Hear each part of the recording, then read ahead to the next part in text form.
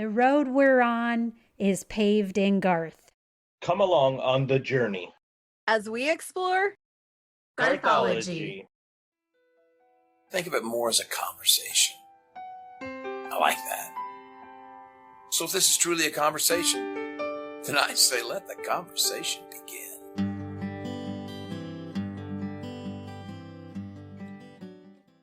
Showtime!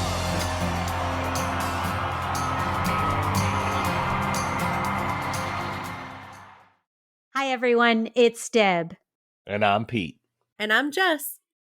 Welcome to another episode of Garthology. This is Season 2, Episode 34, and this will be our last episode for this year. We will be taking a couple of weeks off and return in 2022 with Season 3. In today's episode, we'll be finishing up from our last episode by looking at the last 5 songs on Garth Brooks' 4th studio album and his first Christmas album, Beyond the Season. As I mentioned in our last episode, Garth's Beyond the Season was released on August 25th, 1992, a summertime release of a Christmas album, which is really unusual. And it ended up being the best-selling Christmas/holiday album of 1992 in the United States, so the early release definitely worked for Garth. But another thing that makes it selling so well even more amazing is that Beyond the Season wasn't Garth's only album release in 1992. Just 28 days after Beyond the Season came out, Garth also released The Chase, which also went on to become one of the best-selling albums that year, and has since been certified diamond by the RIAA. A diamond certification means 10 million copies sold. So for one artist to have 2 albums released in the same year and have both of them do well is amazing. I'm sure there was some concern that there would be Garth overload, but that definitely wasn't an issue. Let's finish off this great Christmas album by going over to Jess for our first song, which is song number 7 on Beyond the Season. Okay, song number 7 is The Friendly Beasts. Jesus, our brother, kind and good. I said the donkey, shaggy and brown. I carried his mother uphill and down.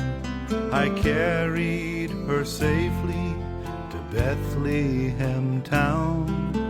I said the donkey, shaggy and brown. I said the cow, all white and red.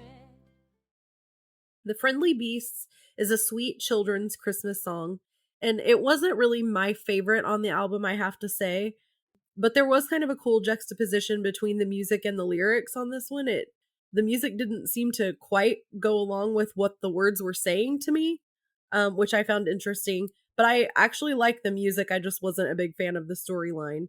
I did like how the voices for each kind of character were different. So they had somebody singing each part, and I enjoyed that. And I like how Garth played the narrator role here.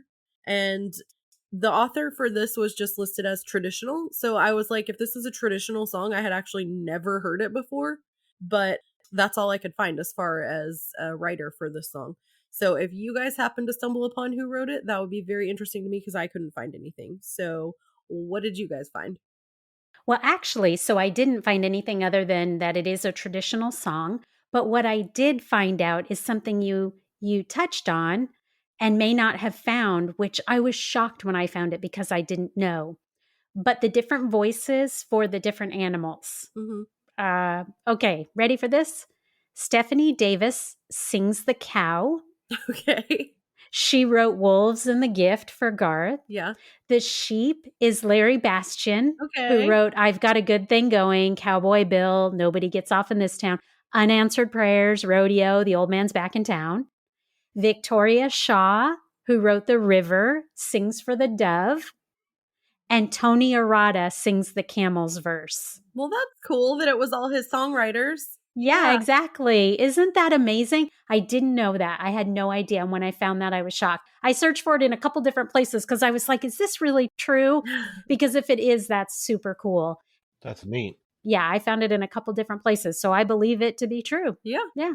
Wow, that is neat. I thought that was really cool. I agree. Not one of my favorite songs on the album. I think Garth's vocals are good. My favorite thing about this whole song is the fact that he's got his songwriters on there singing as those parts. I thought that was really cool. Had you heard it before though? No, never. Before hearing it on the, Right. okay, because when it said traditional, I was like, well, I don't know where I fell off the grid at and missed it, but I never heard it. No, I've never heard it from anyone but on this album. Yeah. Huh. What about you, Pete? Had you heard it? No. Okay, well, I figured that was a safe bet, but I didn't want to leave you out. What did you think about it? I appreciate that. Nope, I didn't hear it. I really struggled to follow the story. I do have right here. I did like how there were other voices and how they fit into the song, but I had no idea what the other voices meant. And now you're saying that there's characters. Now it all makes sense.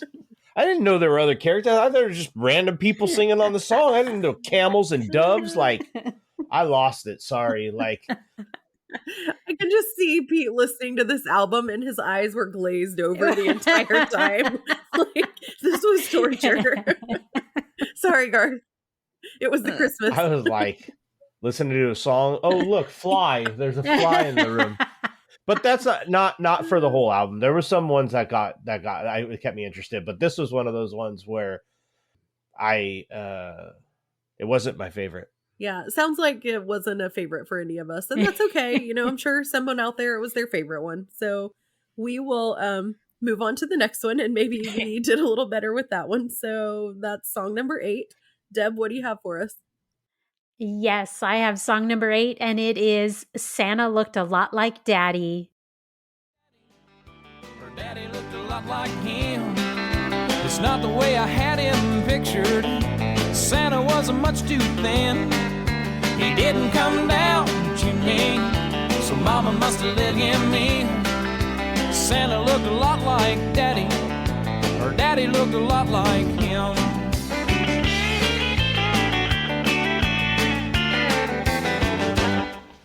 I never saw Dancer, Prancer. I never heard the sleigh bells ring. I never saw no red-nosed reindeer. Santa Looked a Lot Like Daddy was written by Buck Owens and Don Rich. Buck Owens was the frontman for Buck Owens and the Buckaroos, which had 21 number 1 hits on the Billboard Country Music Chart. In 1965, his band released the album Christmas with Buck Owens and His Buckaroos, which included the original recording of Santa Looked a Lot Like Daddy. Since then, other artists have covered this country Christmas song, including Travis Tritt, Brad Paisley, and more. In this cover, Garth has done the original proud. It's upbeat and fun. Garth's vocals are great, and he sounds especially twangy on this one. He brings the perfect blend of holiday fun and cute imagery to life. I think kids of all ages must enjoy this happy song. What did you think, Pete? Santa Looked a Lot Like Daddy is a Christmas song that I can get down to. This one has that really country, upbeat sound. I found myself really getting after this one. It's a cool story that has a lot of fun, and the instruments in the background are country through and through. If there was just one Christmas song, other than all your other typical songs, that I would have to listen to over and over again, this would be that one for me. This song is a lot of fun and one that I thoroughly enjoyed. Even afterwards, like I had the kids listen to it, and yeah, it was a cool one. I enjoyed this one. What about you, Jess? What did you think? I enjoyed this one too. It's such a fun song, and this is the one song off the album, aside from like White Christmas, that I knew a version of. Mm-hmm. That I knew that was like specific to the album, but I knew because I remember this one coming out and they actually played it on the radio a lot. So I love the line, "Then I'm gonna tell on them." Yeah. It always kind of cracked me up. But I remember hearing this one all the time growing up. I don't know if they played it on all the stations, but definitely here in Oklahoma, they did play it a lot at Christmas time. And my parents liked this one a lot, so it got played in our house. And my stepdad's a big music fan and a big country music fan, and he liked that one. So, you know, when Dad controls the radio station, you listen to what Dad listens to, and we actually heard this one a lot. So at least at Christmas time anyway.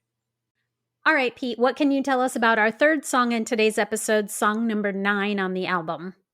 Yeah, I get song number 9, Silent Night.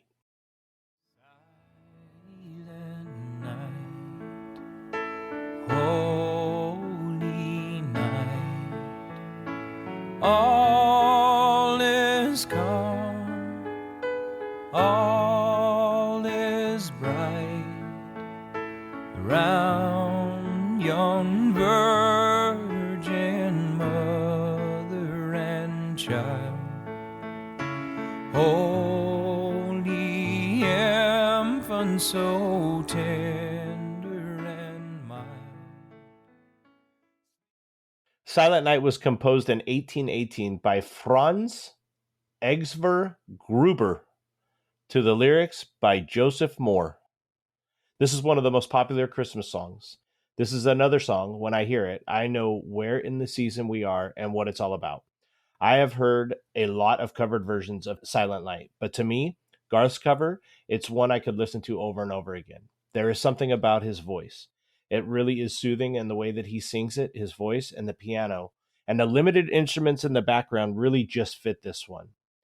In the middle of this version, Garth tells a story of his favorite Christmas in 1987, when he and his then wife Sandy were driving back to Oklahoma, and the roads were so icy and bad that they did not think that they would make it. Then the sun broke through and cleared the roads enough for them to make it to see family and his mama. That story really puts a smile on my face when I hear him tell it in the middle of that song. I had never listened to this album, so I had never heard that before doing the research here. I will forever remember this song because of that story now. Obviously, I'll remember the song because I know the song. But this song now, that part, that story will always stick out in my mind every time that I hear this song come on the radio around the holidays. So, again, another just a real traditional Christmas song that when it plays, you know what's coming. Empty bank accounts and a lot of cookies. But, what are you going to do? So, Jess, what are your thoughts on this one? I also had that it was a very traditional choice, kind of along the lines of White Christmas, but it's a good fit for any Christmas album. I love that he shared a personal story in the middle of the song. I thought that kind of made this song, that is a traditional choice, something specific for him for this album, because it was a way to make it different. Agreed. Yep. And it was a good fit. The song fit his voice very well. It was right in a perfect register for him. I feel like he often picks songs that are perfect for his voice, and sometimes things that, we've covered some of the cover albums where it's like outside of what's normal for him, but yet it still seems to be something that he makes it fit somehow. Like it's never really a reach. But this one definitely was like right down the middle for him. And it's one that everyone knows, one you can sing along with. And this is another one that I'm pretty sure Trisha did harmonies on, again, without looking, but I'm pretty positive. I think that's all I really had from it. It's hard to take too much away from Silent Night. It's a beautiful song. I love it as a Christmas song. How about you, Deb? What did you think about this one? Yeah, I think this is the perfect Christmas song to show Garth's singing chops. I think his version is one of the best renditions of this song that exists, and there's a lot out there. And I know, like, I'm with you guys. I love that story in the middle. I know for some, maybe his, that personal little voiceover is too sappy, but my heart loves how tender it is. Like, I just love it so much. And I don't care if the story is true or not. As far as I'm concerned, it is true. And that is exactly what happened in the Christmas of 1987, because I want to believe that that story means as much to him as it does to me, because every time I hear that song, that is what stands out. And like you guys said, it makes this song original to him. And I love it all the more because of that. The song itself it reminds me of home and family. And then when the crowd sings the last chorus, which I just picture that as being all of his family. I just feel like kind of like Friends in Low Places, where they just brought a lot of people in and had all those people singing. That's what this feels like. That last chorus of that crowd of people, I feel is just like all sorts of people that he knew. And he just said, come into the studio and record this, this last chorus with me. So I'm all in for this song for sure. I love it. Yeah, it definitely is overall favorite to a lot of people. But that will do it for Silent Night. And I cannot wait to hear what Jess has to say about the next song. Jess, what's up next? You guys, I have song number 10, and it's called Mary's Dream.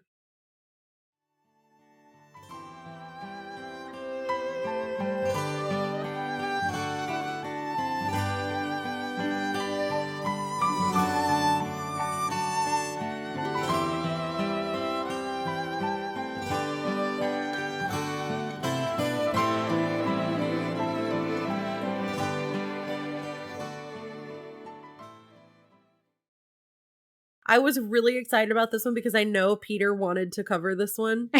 I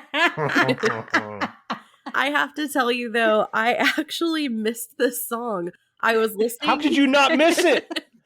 It's 54 seconds of nothing. It's actually only 50 seconds. Whatever. It seemed like it went on forever, whatever it was. I was waiting for the next song to start, and I had my list written down, and I was like, somewhere I missed a song. What did I do? And I literally thought it was like outro music at the end of Silent Night, and I had to go back because I missed the entire thing. It is a beautiful instrumental, and the music is very lovely, but there's not too much to say about it. It's very short. It's less than a minute. There's nothing especially Christmassy about it, I don't think. Like, I even listened to it again to sometimes I hear things and I'm like, oh, that just sounds like Christmas. It's like Christmas bells or something. It doesn't even. They could have rang a bell or something. It didn't even really sound Christmassy to me, although it was pretty. It was written by or composed by Mark Cass Stevens and Bobby Wood, and they did a beautiful job on it. I'm just not really sure what place it filled on this album. I'm sure Garth had something in mind. Yeah, 54 seconds of voidness. Did you guys have anything to add about this? The only thing I decided to add about this is, as far as I'm concerned, Garth can do whatever he wants. Well, that's true. So the music's beautiful. I'm guessing it had some kind of special meaning to Garth. So I say, you go, Garth. Listen, I'll tell you guys what happened. Oh, good. Garth lost a bet to whoever the composer was of this song and said, if I lose this bet, I'll put your stuff on the song. He's like, I need a little album. Christmas money. And Garth was like, okay, I'll give you, Right. I'll give you 1 minute on the album. Yeah. And then Garth said, what kind of lyrics could we put to 50 seconds of whatever this was?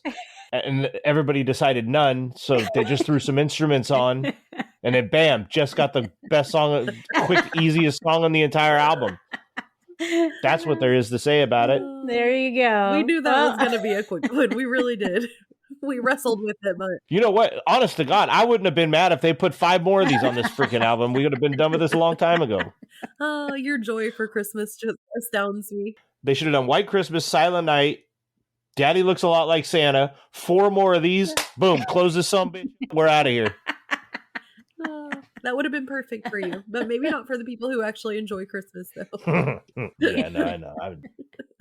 Yeah, I couldn't believe it. I felt like I was like, I'm like watching it like on Amazon Music, right? And I'm clicking, okay, back, and it play, and I'm like, Amazon Music, they don't have it. Like, they don't have the lyric. They don't have the rest of the song. So I'm searching all over the internet. Can't find nothing on it. So I was like, listen, Mary's dream for me was not much. It's just instruments. That's it. That's what I was coming to this about. That's what I had. That's what I had here. You were right. Oh, well. Anyways, Deb, we heard your thoughts, Deb. So I guess, Jess, it's time to wrap this. Yeah, that was it, guys. Sorry. We if you can come up with something more to say about this one, please feel free to send in. You could probably fit it in a tweet, but please feel free to send us your thoughts on it. Otherwise, yeah, 1 letter per second. We're going to move on to the last song.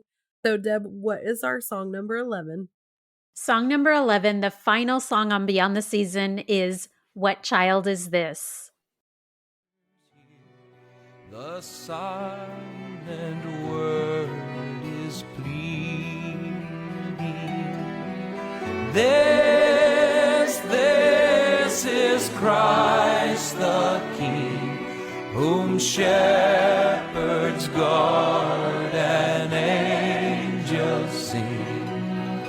Hail, hail, the Word made flesh, the babe, the Son of Mary. What Child Is This is a Christmas carol with lyrics written by William Chatterton Dix in 1865. Although written in Great Britain, it's said that today this carol is more popular in the United States than in its country of origin.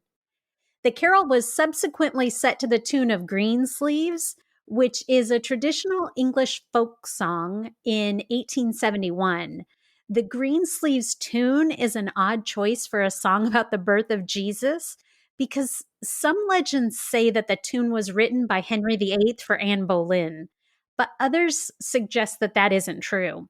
However, it is true that Greensleeves was originally about a painful romantic dilemma and even included what some historians view as subtly racy lyrics.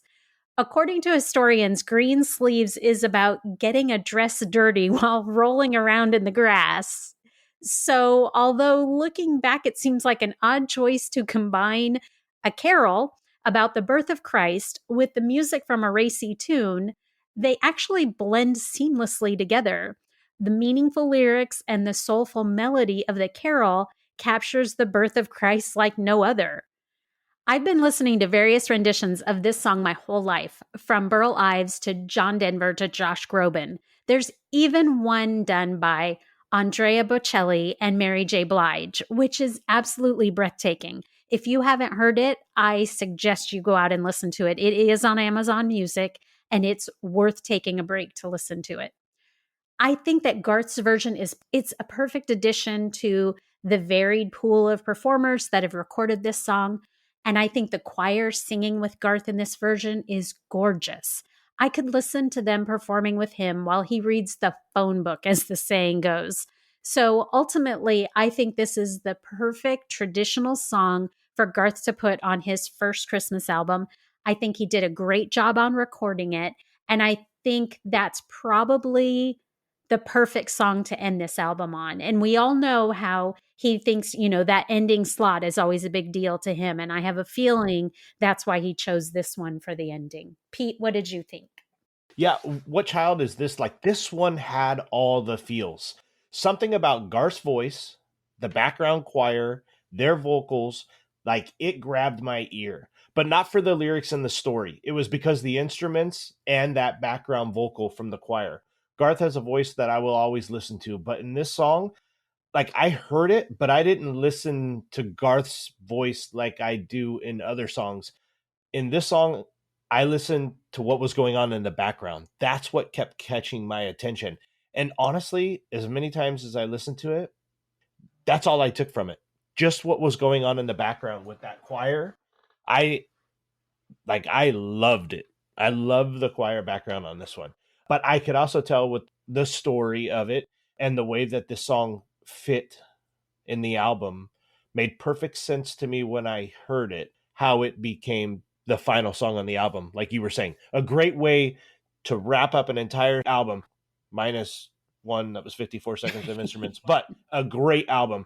So this was not easy for me to get through, but there was enough good in this Christmas album that I enjoyed getting through the whole thing. And quite honestly, the CD is still in the car. We were listening to it out Christmas shopping and all that. And Stephanie's like, see, she was happy that I was listening to it. I had been driving my car, so I wasn't listening to it, but she was happy that it was in there. And we did still listen to it. I like the way that this one finished it off. What about you, Jess?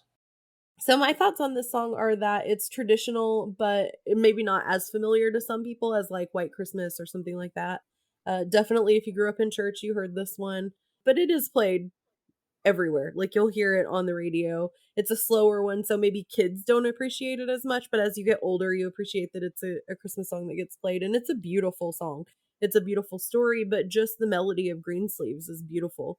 I did not know the story of Greensleeves until the possible story of Greensleeves until the research for this song, and that cracked me up. I will forever think of someone getting their sleeves dirty, and that completely changed because for years I knew that this was the theme to or the same music as Greensleeves, but I didn't know anything about what Greensleeves was. I just knew that name. I know it from church and from choir and things like that, but this version I actually really liked. Sometimes when you are already familiar with the version, you don't like a new one, but I really enjoyed actually Garth's version. So I'm glad that he put it on here. I agree, he put it at the end, so it probably meant something special to him, whether it's just a song that he really likes, or maybe it was a song his mom loved or something. I'm sure it meant something special to him. And so I'm glad he put this one on there because I did really enjoy it. Agreed. Yeah, me too. Okay, everyone, that wraps up our discussion of the last 5 songs on Garth's Beyond the Season Christmas album. And as our second season comes to an end, we hope you all had a very Merry Christmas, and we wish you all the happiest of New Year's. Personally, I would just like to say that I thank each and every one of you for joining our journey, and I really, truly look forward to bringing you more Garth information in the coming year. Yeah, thanks so much for coming along with us on this journey. It's been so much fun. I can't believe we're going into season 3. So please come back and join us in the new year for season 3. It's been a blast with you so far, and we're going to try to make it even more of a blast going forward. Merry Christmas, Happy Holidays, Happy New Year, and we'll see you guys next year. Yeah, absolutely, guys. Thank you for everything. This has been a lot of fun, and I'm really excited to see what we have to bring forward to you guys in season 3 and what you guys have in return for us with the interaction. Also, with the holidays and the new year, I just want to give thanks to all of our vets everywhere and current military men and women. We appreciate what you guys do. So we live in a free world, and I can't wait to see what 2022 brings for everybody. I know it's going to be bigger and better for all of us. And I wish you the best and happiness and health. This has been season 2, episode 34 of Garthology. And I'm Deb. I'm Pete. And I'm Jess. And we'll see you guys next year. Bye. Bye. Bye, everybody. Yeah, I'm going to get you, and you did it, damn it. Bye, everybody. Happy New Year. Happy New Year. Way to end it on a bang.